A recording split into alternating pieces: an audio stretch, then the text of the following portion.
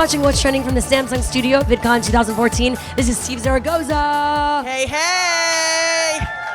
How is VidCon this year for you guys? It's crazy. Yeah? It's bigger. It's bigger. It's bigger. Just do it. Use your voice, because I can't do that. I will I'm use my jealous. voice. I'm so jealous. Tell me what to say, and then I'll be like, then I'll say it for you, and then answer it. So it is bigger for you guys. Are you guys doing, in years past, you did interviews. Yeah, we were very busy bees at SourceFed. Yeah. We had a booth last year. Yeah. And we were like, it was crazy. But I think we needed kind of like a break. And we needed like the opportunity to just kind of like hang out and like spend more time with the viewers and the fans, and then do a couple of panels. And I think it was nicer. But I want to get back to the bigger stuff. I know, you want a booth like this. Yeah, I want a booth again. Like, it was fun. We did like our live table talk, and we did like a commentary. And I was amazed when I saw you guys at Comic-Con, the incredible crowd you guys had there. Like, and we had traditional stars. It was at Nerd Machine, and we had big movie stars there, and yet you guys had a bigger crowd. I know, it was crazy. It was wild. And it was really fun at Nerd HQ, right? Yeah. Yeah, it was crazy. And then I heard something about like Slash, then Slash came. And he had a smaller crowd than you. Well, the kids don't know who Slash is anymore. We're more relevant than Slash now. Times are changing. Times are changing. Can you describe a work day at SourceFed? Because I know some people are getting in at 5 a.m. Right.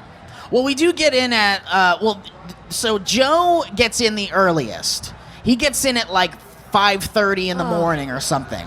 Yeah. I know, and that's nuts. All right, I would never do that. Never. No, and then we get in like around 6, 7. Still 6. I know, but like we get in early because the news is going, and then there's just farts for the rest of the day. As a reaction to the news. As a reaction to the news and as a reaction to life. SourceFed has had a lot of little changes recently. The team, but you're still there, obviously. Yeah, I'm still there. A couple people have gone off to do their things. But I feel like SourceFed has always been kind of like a good like leaping off point for people. You start off strong, you do your thing, you set up your stuff, and then Phil's always been good about embracing the talent and then letting them out of the nest. Letting them blossom. Yeah. How do you make the news cool? It's tough because a lot of the news is not cool and straight up boring and bad. Yeah. And there's a lot of terrible things that happen too. And we try to have a good balance between the really bad stuff that you just have to report on because people need to know, and then the really fun stuff, like the world's ugliest dog, which we covered the other day, which isn't technically news, which we get a lot of flack for. But it's still... You know, and that's what makes it fun when you do a story like that. You tweet and reply and retweet your haters. Yes, I do. Why do you do that? Why is that important to you? Because I find it funny.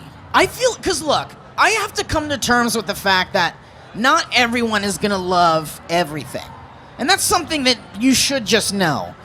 And every once in a while, I'll get someone that tweets at me something really awful, and I just think it's hilarious. Because it's like, that's just someone that doesn't quite understand my humor, and that's okay. But aren't you feeding the trolls? You're feeding them. It kind of is, but like, I think we need the trolls. If it wasn't for the trolls, we would get bored. Well, thank you so much for being awesome and weird. Thank you. Thank you. Steve Zaragoza, everyone. Thank you guys.